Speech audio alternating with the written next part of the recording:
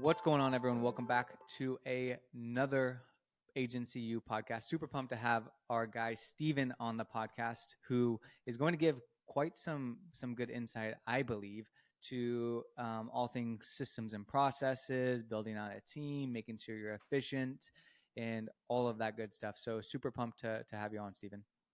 Yeah, thanks so much for having me on. I'm really excited to have this discussion.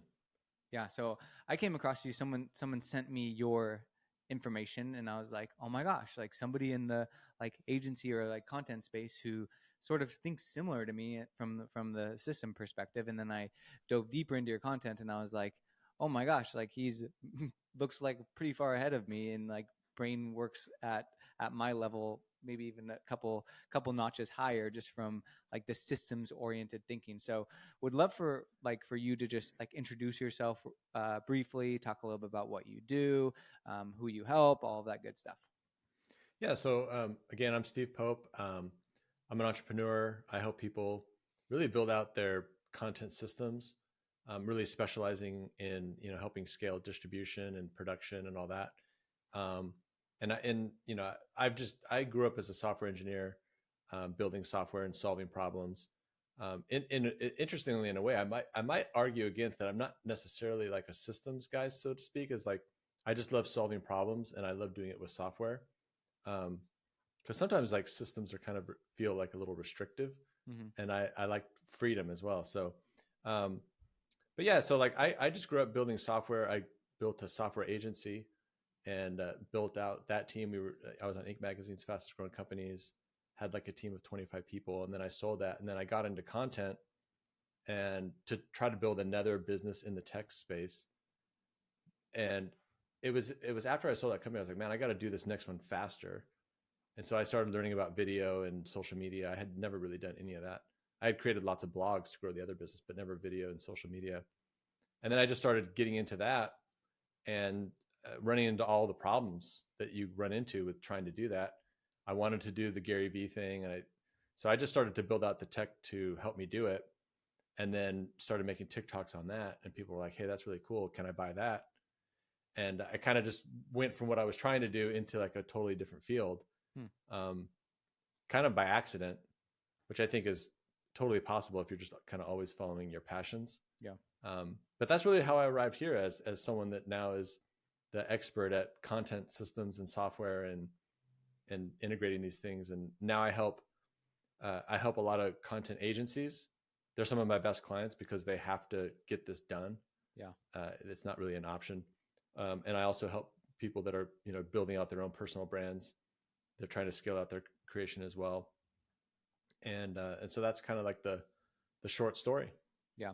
So former like software founder, and then now kind of like problem solver when it comes to content. So something like really interesting, just like in like the software space or like the SaaS space, is just like how they start with like standard operating procedures versus like start with creativity and then plug in the standard operating procedure afterwards. Can you tell us a little bit about like how that experience, or how what you learned as like a SaaS founder has helped you from a content perspective? Yeah, I guess it's mostly just like, if you boil it down to it, it's just like content is hard. And like, so like, it's hard as it is. So like, if there are things in your way that are blocking you, like sometimes I say, if there's like rocks in your shoes, you're not going to go hiking, right? So I just started saying, okay, well, there's software that'll help me do this. I can pull in this tool, I can collect that, and just eliminate all the things that make me, that prevent me from doing it. I mean, that was really the sole motivation for it.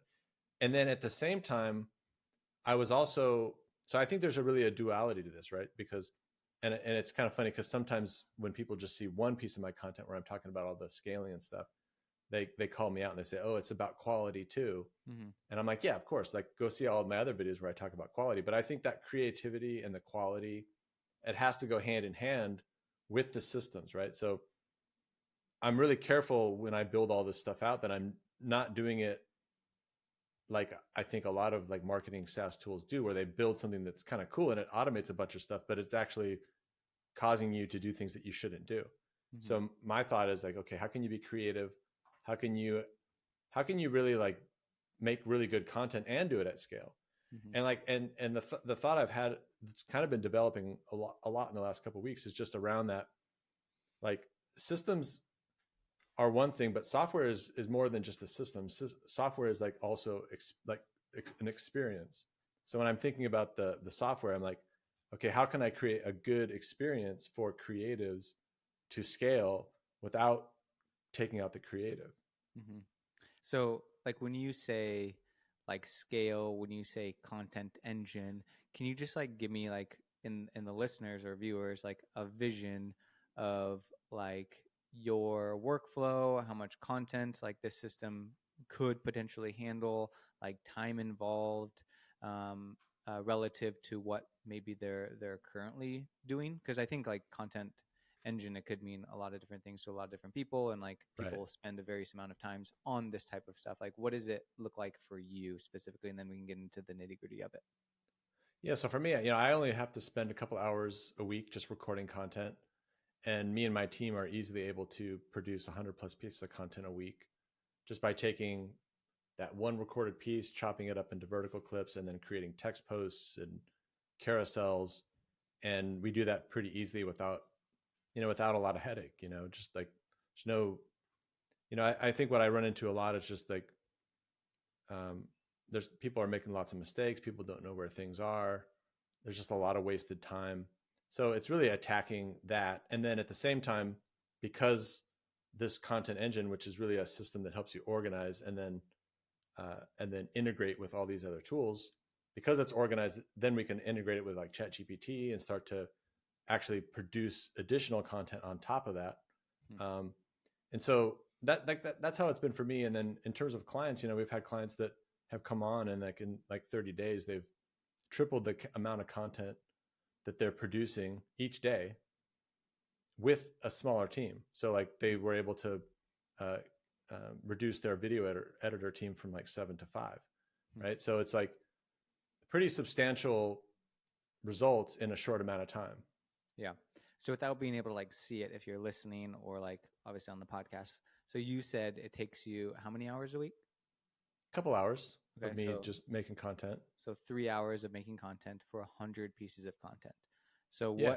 what does that like look like? Like if you're capable of even explaining that. Yeah, you can. Like, so you got the one long form YouTube video that goes out. There's one piece, right? Then that gets facilitated into a newsletter. There's another piece. Then it gets broken down into clips. So each of those clips is another piece that can go out to multiple platforms. And then each of those videos, we pull out a transcription, which then turns into a text post. And then from the text post, we generate carousels and images. And then we distribute those out across all the same platforms. We can take transcripts, create tweets, and then there's nuances to all these different platforms and how you can do stuff. We're actually just getting onto Pinterest, if you believe it or not. And I didn't really realize how Pinterest even works because I'm not like a user of it, but it's actually kind of interesting. It's like a search engine, and you can post multiple videos and images into different boards, and you can pick up traffic like really quickly. So that's kind of like the breakdown. I'm going to create a whole video that kind of maps out like how that transformation takes place, because from very basic elements of a video, you can create a ton of content. It's just, and you could do all that manually, right? Like if you had a big creative team, you wouldn't even need a system. You just like, hey, here's a video. Everybody's go in there and just have fun with it. Yeah. Like Gary Vee. But if you don't have that, and most of us don't, like there has to be like the thought process of, I guess it's almost like these junction points, right? Where like once a content gets to this point, people have to be aware to take it and do this to it and move it. And then, so it can go through that flow and get replicated in a way that doesn't like cheapen it as it goes through that process. Right. So I'm never like using ChatGPT to just spit out a bunch of text and then just post it. It's all like, how do you facilitate that while making it good? And then also dealing with that ebb and flow, right? Because anytime you're stretching yourself, like the quality might suffer a little bit. Sure. Or the scale might suffer a little bit. So you're just like always in this push and pull. and improving and making sure that it's going where you want to go. Yeah. Yeah. So like for you, it sounds like it's the Gary V content model without like the Gary V team, essentially, which is great because you can just automate the whole thing. So for 100 pieces of content, what is like your team structure look like? Because I think about that, I'm like, oh my gosh, I need like a copywriter, I need like a social media manager, I need somebody who's going to be time coding, I need somebody who's going to be writing the captions, and all of a sudden it's like $10,000 of overhead just to post a bunch of content. What does that look like for you and like agencies that you've worked with, as it pertains to working like a good system? Yeah. So for me, it's just me. It's my wife, Erin. She helps me. And then we have one other full-time person in the Philippines. So that's three full-time people. My wife's not just doing content all day, but that is one bigger piece, just keeping on track of all this stuff. And then I have a part-time editor who really just edits my YouTube video right now. So it's just three people. And the cost is, like a couple grand a month. Yeah. And that isn't what you wouldn't even have to have all that, but this is like my entire business. So, Sure. if you were to say, I want it to be even smaller, you could make it happen. Yeah. But this is my business. So I invest in more than I necessarily have to. Some of my clients, they have bigger teams. It kind of ranges, right? So I have some that are just the owner and they have a bunch of video editors, and that's kind of the structure of it. I have some that have quite a robust team, and those could all be optimized as well. But sometimes people aren't always necessarily just trying to make it as cheap as possible. Sure.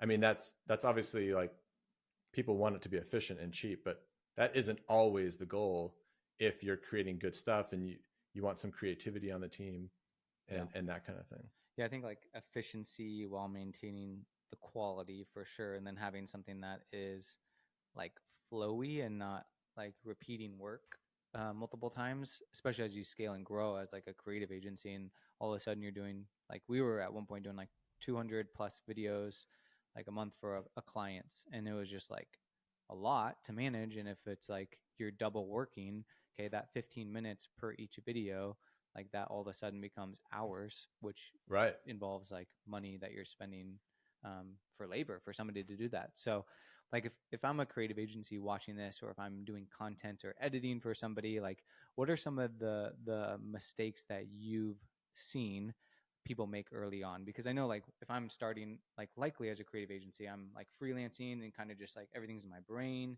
and like maybe I'll hire an editor and I'll like text them, be like, hey, can you edit this video, or like shoot them over a Slack message, and all of a sudden they get really busy with clients, and then they're trapped. So like what would you say to the agency who might have some systems but like has a vision to build like a content engine for themselves? Like what are some mistakes and what would you say to them? I think mostly it's just like kind of staying on top of it, right? Like if you're just kind of documenting all the issues and just incrementally fixing them, like you're gonna do a lot better than 99% of the people, right? Like what I see people do is they usually kind of do it in like jumps and spurts. Like they'll make some cool improvements, but then they'll stop, and then where they stopped, those things just kind of continue to be headaches for people. And you have to think about your team too, right? Like if you're asking your team to produce a bunch of content like a machine, like you have to be pretty cognizant of that, because that's not necessarily, nobody wants to be treated like that, right? So I think it's like being on top of those systems, keeping track of the pain points, asking your team what's a pain, right? So they feel heard. If you're always like making it easier for them every day, like they're gonna see like an end to the madness, so to speak, right? Totally. Yeah. So what I hear is like making it a habit to call out inefficiencies, whether that's like adding something like improving a standard operating procedure, or making a note of it, or actually spending time to improve something, rather than just like, I think the easy thing is like, I'm too busy, like I'll get to this later, or like I'll remind myself to do it at a later time, or it's fine, I'll just do it myself because it's more efficient for me to just do it myself. Is that kind of like what you're saying? Yeah. And then also having that, like, I'm always about these balances. That's exactly what it is. But also realizing that if you find yourself in a spot where you're like you're never able to get a hold of it, and you're always just layering on additional software, additional processes, additional like checkboxes. Mm-hmm. Eventually, then you're going to suck all the life out of it, and there's probably a deeper issue going on there Yeah. related to just how you're going about it. Like processes can only go so far. In fact, one of my clients is Kevin Leahy, who's the podcast producer for Guy Raz, and we were talking a lot about this. Is that he used to create checkboxes for every little thing you're supposed to do. Yeah. But then that becomes like overwhelming for people, and it takes now they're not now they're not thinking at all, right? So he found that it was better to have a document that just explained all the different things that should be happening, but you're not forced to like checkbox every little thing, Mm-hmm. right? So like systems are only as good as the people that run them. So like you also still want talented people that are able to think this stuff through and understand what they're doing, as opposed to it just becoming this robotic action that you're taking. Totally. That makes a lot of sense. You mentioned like people replacing stuff with softwares, and like in the creative space right now, there's like Opus, ChatGPT, like Notion, Airtable, all these different things, ClickUp, all these different things that we can like use, invest into, and then all of a sudden, like 1 year software expense. Like at one point for us, it was like $2,500 just for software, and it was like super overwhelming, and in an effort to solve problems for us, right? So, what softwares do you suggest to content creators, or people who are trying to create a content engine inside of their own business? Yeah. So some of my favorite tools are still like I haven't necessarily deviated from them. I'm using ChatGPT. I haven't started using Opus Clips and some of these other platforms quite yet, because they're just giving me back clips that I don't necessarily want to use. So it's still kind of like my go-to is like I use Airtable. Airtable's, I wouldn't say it's like Notion, but it's like a real database. It's focused more on being like a real database, like a spreadsheet. It's a little bit more structured than Notion, and I like it because I can automate it a lot better, and um, and it's harder to mess up. Mm-hmm. Notion's kind of easy to mess up. So I use Airtable to organize, Zapier to automate, Google Drive to store, and Frame.io for collaboration. Cool. For video collaboration. You can also collaborate on images as well. Sometimes people don't know that. And then I use Descript for like pulling clips. It's like a really cool tool. It's like video editing for dummies or non-video editors. Totally. So like you can pick clips really easily because all of the text is on the left side, and you can pull clips really, really nicely. Like if you're pulling clips from a podcast and you're not super well known, like that content has to be really good. So if you're just pulling random clips from Opus Clips and it starts in some random spot and nobody knows who you are, the videos aren't going to perform. Yeah. And then I like ChatGPT to like reduce the amount of time it takes to edit text or format it or put it in the right format. So then somebody can then do a final check, tweak it, and get it out the door. Because like I'm dyslexic, so going through text and rewriting things is like very time consuming for me specifically. And other people might be able to do that faster, but like having it take a video clip and take that transcription and reformat it and put it into something that I can then just quickly edit where it's still kind of in my own voice. I mean, that's huge for someone like me. Yeah. So, I'm just always looking for, there will be a time when all these tools, like they break through and they're a little bit better and I can adopt them. And so then I'll just quickly adopt them and just keep making something that's kind of like on the cutting edge of like where everyone is at that time, just so I can be as efficient but as creative as possible. Yeah, I agree with you on like the Opus, and we talked about this a little bit, but like AI, while it could be useful eventually, right now, especially like at scale, it's like it's getting there, but maybe 5, 10, whatever years down the line, like it could pretty much potentially do everything that we want in our own voice clearly. I'd be really curious to hear how you're using ChatGPT.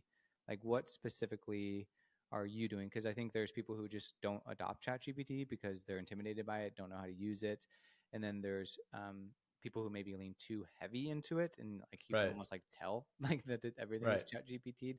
How are you leveraging ChatGPT just from a content perspective across all platforms, across all content types?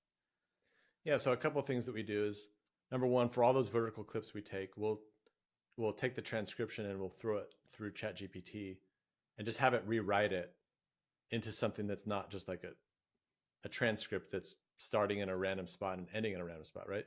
Like if you think about video clips from that you pull from podcasts, for whatever reason, like when they're videos, like, and it's coming through TikTok, like your brain is able to start right where the video Yeah. starts. But in a written material, you can't do that. Like it would just be really weird. Sure. So we reformat it so that it's normal. And then For like text posts. Yeah, for text posts or even the copy for the video, right? Okay. So here's a couple of interesting things that you can do. So number one, we'll create the text post, then we'll create the copy for that video. So now all my videos have nice long descriptions. So I can take advantage of like the SEO of these different platforms like TikTok and then we'll take that and like this is just like for something that's like happening on Pinterest. We're posting to Pinterest now, where they have special requirements for what the description needs to be. It needs to be under a certain number of characters and all that stuff. So we'll have it summarize that so that when we post to Pinterest, still using all the same content, but just summarized within the same, within their limits. And then what's neat about that is that it's this getting a little into the nitty gritty of Pinterest, but you can post the same thing to multiple boards. Okay. But when we do that, we can tweak that description a bunch of times. So it's not the same text it's more being posted multiple times. Yeah. And so then you can say the same goes for like anywhere you're posting. I can just slightly tweak it. You can just say, hey, tweak a few of these words. So it's not the exact same thing. Yeah. It's not changing the voice or the meaning or anything like that, but it's just changing a couple of things. So, and then you can just say, create me 10 different tweets that you can review. So that kind of thing. And it always goes through, somebody looks at everything before it goes out. Yeah. And there's nothing that just goes out automatically. And is the tweet creation like with ChatGPT automated? Yeah. Like, so you automated it through like your platform. So you just like review essentially. Exactly. Yeah. I have a slightly modified version of the one that I sell because I'm just always pushing the boundaries. And there's like a chain of events that happens pretty much automatically. So I can kind of map out like what the overall flow looks like. Yeah. And then all these little things can be chained together and they just get executed. So like sometimes when I use ChatGPT, like I will type something in and then I'll be like, this sounds absolutely nothing like me. I have like the stuff in my like ChatGPT, like it says like, here's about me, here's some like words, here's like the tone, all that stuff. And then oftentimes it will like spit something out that's like really corny or like really complicated. And I'm like, how the heck did you get that? So like what are it has too many emojis. Yeah, for sure. Like the hashtags and like the list is really weird, whatever. What are some like hacks to give really good ChatGPT prompts for content creators that you found specifically for like tweets? Have had a really hard time with that. Specifically, even like threads have had a really hard time with that. Writing captions can be really tricky, like what you just mentioned, all the emojis and like kind of corny. And I'm just like, this sounds nothing like me. To match my tone. Right. Well, one of the best things is to like not, number one, you can always have ChatGPT help you write the prompts. So like I found it's the best results are come when you have like a conversation with it. So you can say, hey, this is what I'm trying to do. And then you can basically through a series of questions, you can actually have it help you create the right prompt. But what I usually find is like, I try not to tell it to rewrite something or to write something from scratch. Because then it's like reinterpreting it. It's like more just like, hey, summarize or clarify or reduce. That way it's not like just going off on these random tangents, which it can still do. And you can't prevent it 100%. Like that's why we review everything. Sometimes you'll just rerun it again and it'll come back with something better. Yeah. But obviously having that brand voice, but trying not to have it rewrite something from scratch where it's pulling in stuff from outside, where it's just really focused on what you already did. Also, it's not good at when you tell it not to do something. Hmm. So if it's doing something you don't like just trying to say, hey, don't use emojis or don't add hashtags or don't, for whatever reason, it kind of forgets the don'ts. Hmm. So it's always best to write it from the perspective of what you want, which kind of takes you a little thinking. Like you have to, like if you don't want hashtags, you have to think, how do I tell it not to do that without saying no? Sure. So I think those are kind of some of the keys, is like, don't have it write it from scratch or rewrite it. Have it like interpret your own words. Don't tell it not to do things. Tell it what you want it to do. Include that brand voice, and then have it help you write the prompt that you want, and ask it, hey, do you understand what I'm doing? Don't do anything until we're in agreement. And then once you've gone through that process, then you can take that prompt and reuse it. So you'll like you'll say, hey, ChatGPT, I'm trying to create a Twitter thread. What should I ask you to make it like the best prompt ever? And then it will respond. And then you're like, okay, great. Or like, what does that look like? And then you just save the prompt and you just like store it as like a save. Yeah. And then I can use that in the automation. So like with the Twitter threads, I'm still getting better at this too. Like I'm not really great at Twitter. Yeah. But I'll take that vertical video, I'll have it create the text post, and then I'll say, hey, like try to summarize this and format it, with these restraints, so that it's not just like randomly coming up with. I think you just get into trouble whenever you tell it to write for you, as opposed to interpret or rewrite or summarize. Okay, interesting. Than something that you've already got. So is your workflow just like in general, like if I'm okay, it's Monday, I'm going to create content right now, is you're going to write a script for a long form video, and then you use that script to help with like the newsletter, blah blah blah, and then once you get the time codes, like who's doing the time coding? Like kind of walk me through like your maybe like week in the life process of creating content, because I'm really interested in to learning for myself, but like I think about time in and like workflow and like that sort of stuff. What does that look like for you? Yeah. So me and my team always get together once a week, and we're just talking about, what are the upcoming podcasts? What's my YouTube video going to be? I'm going to be launching my own podcast again soon. So we'll, what client calls are coming up. So those are all events essentially that are in my content system, where all the buckets and all the different things that we need to store all that content and then process it is set up to go, right? Because again, like if you finish this podcast and you have to do too much, it's annoying. All I want to do is have my team just go into Riverside. They can pull all that stuff down. They can drop it in the original folders, the original assets. So we structure the folders so all of the original recordings go into one folder, so everyone has access to that. And then it'll just start to go into the workflow. So like if it needs to be edited, then somebody will edit it. If it needs to be repurposed, then somebody will see all this like on a Kanban board. They'll see all of these events and where they are. And so somebody will go through with the script and start pulling clips. And then when they've done that, they can send it off to the editor, and the editor is going to pull all this stuff down, edit it, drop it into Frame.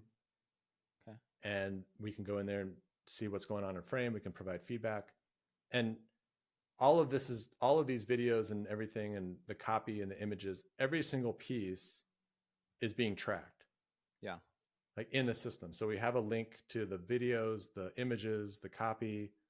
It's all being aligned. So none of this stuff is just like willy-nilly created by a human or something. It's automatically created, tracked, grouped together with published dates, all that stuff. So that's how we reduce so much manual work, that now like doing all this stuff like at scale is like, it becomes a whole lot easier, because you're not searching for anything. Like you don't have to think about where all this stuff is. Yeah. I think like that I got to download this. I got to upload it. I got to timestamp it. And then I got to create the nice hook for it. Then I got to send it to the editor. Then they send it to me. And then I review it. And then I schedule it. And then I get posted. Like that's my workflow. And it's like, you're and that's like come on, man. No, I mean, that's essentially kind of like what ours is. It's just the major difference is that every one of those steps that you're talking about is just like teed up for that person. Got it. They just walk up and just hit it, hit it, right? Because it's just lined up like a kind of like an assembly line. Like the busy work is lined up is what I hear, is like the folder's already created, and then the task for what needs to be done for this type of content is already done essentially, and then they just need to open up and start executing.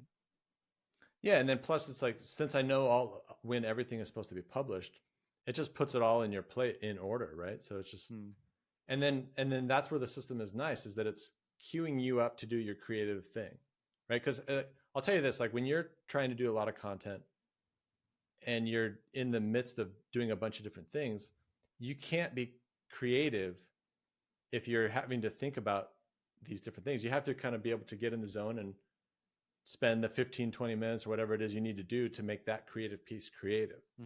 Because if you do avoid that, and I've made these mistakes before, that's like your content will exhibit robotic behavior as opposed to having that creativity. So it's just like, if you queue something up so someone can be creative and they're not having to think about folders and all that stuff, they're going to produce better work, and they won't be as frustrated, and they'll actually be able to be creative. Yeah. So from my understanding, it's like if I upload a video from your system, then it's already going to upload it, or it's going to tee it up for all the editors and get them equipped. What about like time coding? Because like one issue for me is I'll do this podcast and I'm like, oh my gosh, like now I got to like sit through and like time code and make sure the content is actually good. Like I've tried the Opus where I'm like, this makes zero sense. How are you like time coding efficiently? And when you say time code, you're talking about like, when do I'm making clips and I need to start here and end there. You bet. So we do that in Descript. Okay. Well, Descript makes that process easy, because if you're trying to do that, some people just sit there and they're doing that on the video, right? Like they're looking at the video and they're just writing these things down. Yeah. If you're doing that, like you're definitely gonna hate it, because that's really hard, right? You're like, and then you go a little bit too far, and if you're a perfectionist, then you're like, no, I need the exact second. So it's just like this mess. Descript is going to make that process a lot easier. And ideally you have someone that gets comfortable and knows you, so that they can find those for you. Yeah. Because Descript is going to load up your video and it's going to have the text on the left side. Yeah. So instead of watching things, I mean, you still have to watch it, but you can see the words. Sure. So you can grab it like a text editor. You can grab the start and the end, and you just say that's the clip. Yeah. And it creates the clip for you. And now all you have to do is like edit it. Yeah. So like you can make the Hormozy, all that stuff, the Hormozy clips. Not that you need to make those, but like that's what people always want. They want to be able to make the Hormozy style clips. Although I guess it's getting a little old now, but you can do most of that stuff in Descript. I mean, there's stuff that's you're going to get limited, and like a good editor will be able to beat Descript. But like the time coding thing, we do it in Descript because it's just very easy. You just make the clips and pull them. I think like the thing for me is like having somebody identify the clips that are actually like quality or hit with your audience, or like are like making sense. Because I think somebody could interpret this clip to be really good, whereas like somebody else could, like you could interpret it to be like, oh, that was like makes zero sense, you know? Right. Well, that is a skill, right? So picking the clip is a skill. Sure. So like where I've seen people shoot themselves in the foot is that because they want the clip to be good, they're afraid to let it go. And then therefore, or when they let it go, the first time that somebody comes back, there's all these clips that are just kind of junky to your perspective. And you're just like, well, this won't work. Yeah. So you got to give that person practice. Sure. So if you've done a bunch of podcasts and you want somebody to pick clips for you, then just say, hey, spend the next 2 weeks going back through all my podcasts and just get good at like finding the clips. And then you got to give them feedback on the clips. Right. You got to say, hey, there's no context here. There's, so what I do actually is like, I have a sheet that's like, here's the 3 main things that we talk about. Like it's got to be related to making money with content. It's got to be related to building a team with content, or it's got to be about systems. Yeah. And so they have a framework to start to like learn how to do that, right? Because like it's going to take some time for someone to understand, produce a good clip. Sure. So that there's some of these things, like you have to just let people get good at the skill. Yeah. Makes sense. Yeah, makes a lot of sense. So as far as like if I'm an agency and let's just say I have 5 editors, like what metrics are you tracking? Like how are you tracking it? What's your theory around just like managing efficiency and like tracking KPIs, and what are those KPIs that you've seen effective for agency owners and their team? Yeah, the one of the best is just like how much content per day am I making, and on what channels, how much of that content is fully ready to go and how much is not. So now from those basic numbers, you can start to identify like where the bottlenecks are. Mm-hmm. Right. So those are the main things. It's just like, what's the throughput? What's the ratio of undone to done? And then you can start to improve that, right? Because like the faster you get the content to the done status and the shorter you can make that window, then the more you're going to be able to kind of push through that pipeline. Yeah. And then the other thing too is like where I think a lot of content agencies, I was just talking to my wife about this earlier, is like where a lot of content agencies kind of like fall totally flat, regardless of whether you're producing the content. Is your content even working for your clients? Right? Like, because like we get a lot of questions from content agencies just around performance and stuff like that. And I was like, oh yeah, that's interesting. It's like a lot of these content agencies are just pumping out the content because they're on retainer and people want content, but eventually those clients are going to churn if something's not happening with it. Yeah. So like when you're posting it, are they getting views? Are they getting business? Do you have the skill to then help those people, make the source of all this actually good? Sure. Because if every client you have will churn if that's not happening. They're not going to spend $2,000, $5,000, $10,000 a month, right, for just nothing. Right. So how are you measuring that? Like how, especially with like a system where you're creating 100 pieces of content, like are you like leveraging Instagram analytics to see it? Can you actually see which content within like a platform like yours performs well? Or like how are you coaching people who are using the content engine or are building it for themselves manage that so that they can manage expectations with their clients and then also evolve? Yeah. So, I mean, getting access to those analytics isn't actually that hard. There's lots of different platforms that can tap into each of those platforms. Number one, if you do auto posting on a lot of platforms, you're going to automatically see a dramatic reduction in performance. And you know so that by sure. posting, what's that? You know that for sure. For sure. Because I hear that. Especially like on platforms like TikTok. I'm like, what's that? Because I hear that and I see that. I'm like, is that true? Like, is that just like somebody spitting out theory? Like, I've never tested it. But yeah, so I don't have like a scientific paper. I eventually want to get there. Yeah. But my anecdotal evidence with my own content, especially on platforms like TikTok, yeah, or Instagram Reels, like it's dramatically different. Like 20 views versus whatever you might get, thousands. On YouTube, I haven't really seen a real difference. And that might make sense, right? Because YouTube's like more like search engine. Sure. Like, I mean, all these platforms want you to be there. So it is a slightly different focus and skill. The hard part for a content agency is that explaining that to people, explaining to your client that, hey, we should be auto posting that, or we shouldn't be auto posting that, and because of that, I have to have somebody do it, and now because of that, it's going to be more expensive. Sure. Like articulating that to a client is probably pretty difficult because that's several layers down from where their experience is already, right? Like, and then explaining to them like, hey, I can get you on camera, but I can do it in an easy way. Yeah. But is it going to be good content that people actually care about? Right.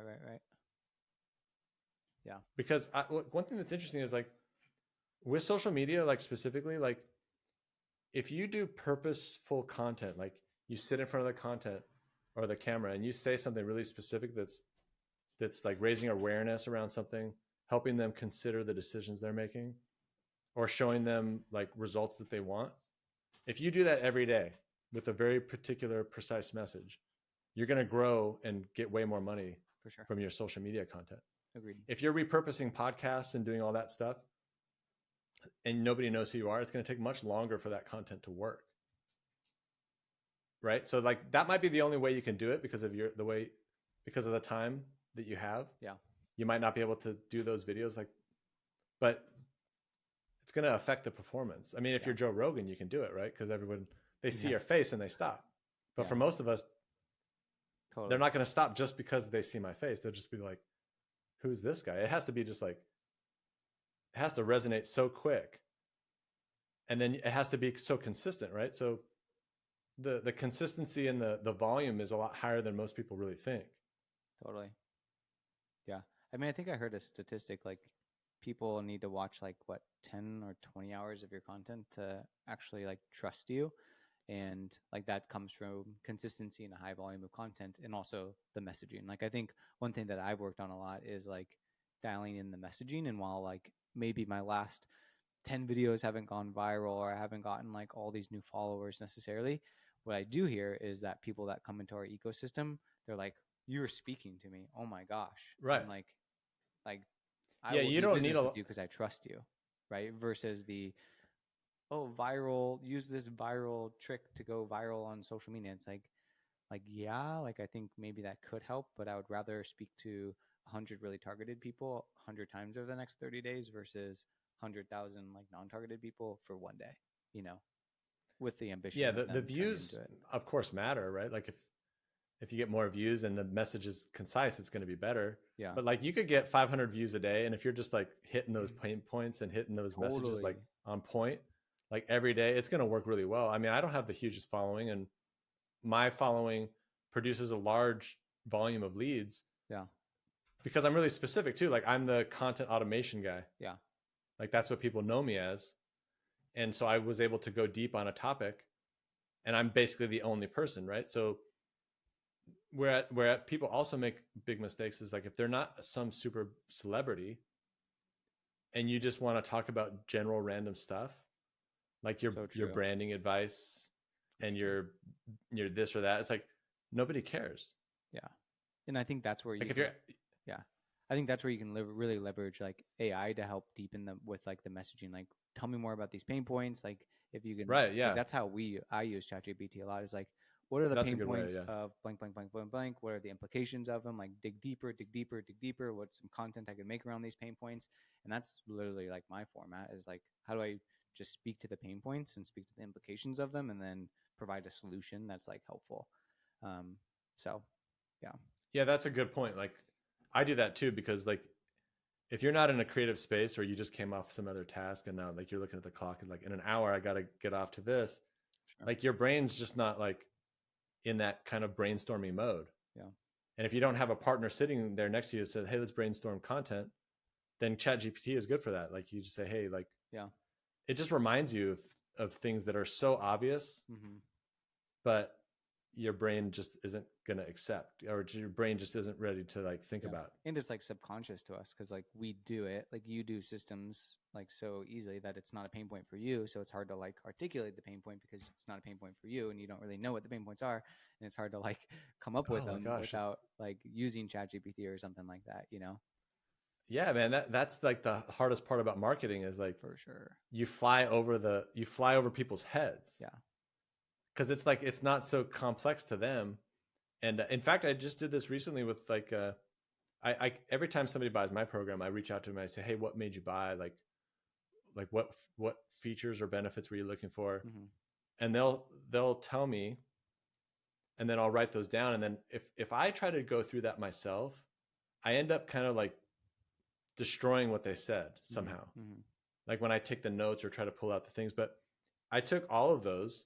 There's like 10 different responses. And I said, hey, ChatGPT, like just look at these 10 responses and give me like a synopsis of like, what were the commonalities and the things that people were talking about. And it comes back with this like really kind of like, really nice, like, yeah, well, people just want like an organized system and they want to be able to scale.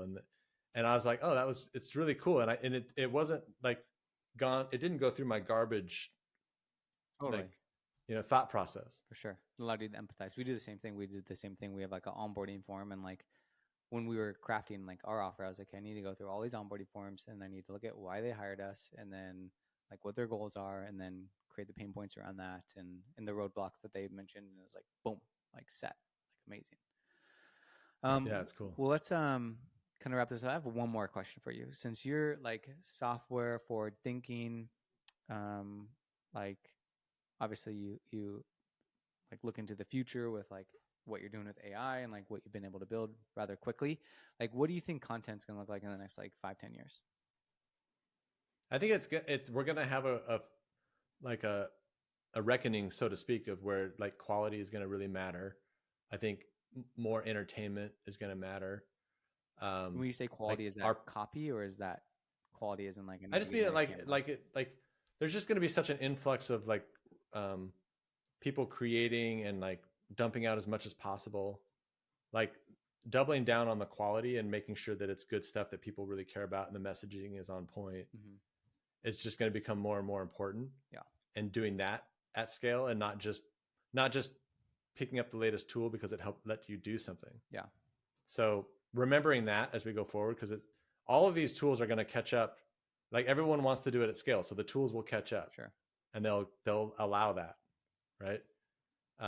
But then it'll get so noisy that I think specificity, quality, learning how to do it in a more entertaining way. So I was like, I think like podcasting is going to change too. Like, is it just another interview, or is there something interesting about it that's a little different? Like there's this guy on TikTok that I've been watching. I was just actually thinking about it, where he kind of just does commentary. It's not a new idea. Yeah. I mean, people have been doing commentary for a long time, but it's just kind of more interesting and entertaining. Yeah. Than it just being, talking head. So I think like really being able to kind of see yourself as like a media company. Sure. Like to the extent where you'd say, hey, I have different programming. Yeah. Like you feel like you have like a Netflix like interface. Sure. Totally. And like, it's really good stuff that people are like, I binge watched your stuff. It was that good. Yeah, totally. Yeah, I think the big thing that you said that I couldn't agree more with is like specificity and like niching down with your content that you're creating and like understanding your brand, which is pretty hard to do. But yeah, it's a noisy world out there. Well, what makes it easier is if you're always innovating, at least for me. Yeah. So if I learn something new, I can synthesize it and talk about it. Yeah. And then I'm going deeper and deeper, right? Because like I think most people like it's a lot of times people, I don't know, they underestimate how deep you can go on something. Mm-hmm. And so like even for my system, I'm like, well, what if a SaaS platform comes across and does the same thing? Or sure. Like I was like, yeah, but if I just keep going deeper and I'm always using the best tools, yeah, and always helping people make the best stuff at this moment, then I'm irreplaceable. Yeah. So it's like I'm just going to keep going deeper as things compete and people catch up and copy. This is another important thing about social media is like you get the most in-depth customer insights. Like, so what's better than a copied product is customer insights that help you build the next thing. Sure. So those customer insights are actually more valuable sometimes than the product, because if you're copying somebody else's stuff, that person mentally could be a year ahead of you. Yeah. Yeah. And they're planning out the next thing while somebody else is copying you. Sure. And as soon as they copy you, you just drop the next thing. For sure. And then that person's just like left in the dust again. Yeah. Super interesting. Well, cool, man. It's been a good conversation. AI, systems, processes, your system, creating a content engine, all that good stuff. So if people are listening that want to learn more about you, want to learn more about the content engine, where can they best find you and how could you help them? Yeah, the best place is probably my community. I have a free community on School, totally open. Nice. You don't even have to join, and you can literally like watch courses and stuff like that. But that's at School with a K, SKOOL.com/content-academy. You can also, if you go to Google and you type Stephen G. Pope, a bunch of stuff will come up. But like the community is cool because it's like really engaged. People are interacting. There's courses. You can chat with me, DM me, write a post. I'll help you out. Nice. So that's probably like the best place. Cool. School. Actually, that's one other important point. You said differentiators, like to be successful. I think community is going to be a big one too. Yeah, I Like agree. community led, like product development, Yeah. and just We're seeing it already with like a lot of the brands that are blowing up, starting with community almost, or even like, yeah, I mean, I don't know, who can I think of? yeah. Because if you start with a community, let's say you had no, let's just pretend you had no skills, Yeah, but you had common interests with people. for sure. If you were humble enough to say that, and you just created a community around with those people, and you just kind of started solving the problems together, you would all of a sudden unlock all these solutions that then you could sell pretty quickly For sure. if you were able to stay humble enough to where you were, Yeah. and actually help people. And then you would build something really quick. But Yeah. it's hard to like go out there and say you don't know something. Yeah. I mean, that's what I've seen a lot with like the like fitness influencers or fitness brands that I see. It's like they started as like posting content about fitness, and now all of a sudden they have like a product or a service that they're offering people, and they're doing really well because they have a cult like community that follows them. It's like, oh, Yeah. figures. So yeah, super cool, man. All right, man. Well, Yeah, it was very fun. I'll drop everything in the description where they can get in touch with you. Thanks for your time, man. Thanks guys for watching or listening, and we'll see you on the next one. See you guys. Thanks for having me on.